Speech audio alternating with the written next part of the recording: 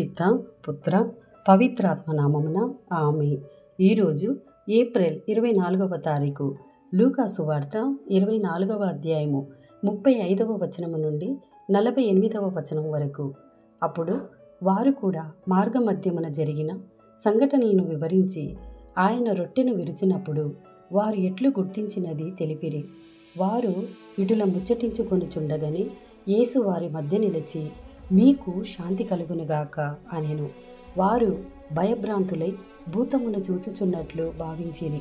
అప్పుడు యేసు వారితో ఇట్లు పలికెను, మీరు ఎందులకు కలవరపడుచున్నారు? మీ మనసులలో సందేహములు ఏల కలుగుచున్నవి? నా కాళ్లను చేతులను చూడుడు, నేను ఆయననే, నన్ను తాకి చూడుడు. ఈ విధముగా భూతములకు ఎముకలు మాంసము ఉండవు. ఆయన ఇట్లు పలికి వారికి తన చేతులను కాళ్లను చూపగా వారు ఆనంద ఆశ్చర్యములతో విభ్రాంతులై విశ్వసింపరైరి.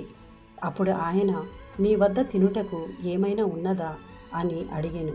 వారు ఆయనకు కాల్చిన చేప ముక్కను ఇచ్చిరి. యేసు దాన్ని తీసుకొని వారి ఎదుట భుజించెను.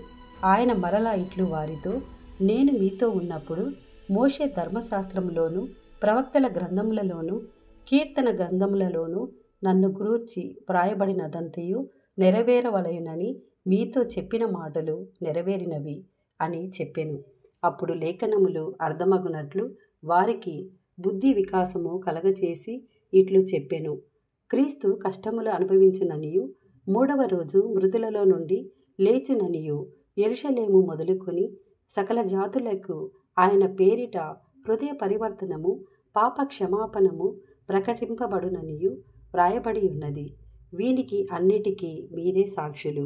ఇది ప్రభుని వాక్కు. సర్వేశ్వరునికి వందనములు.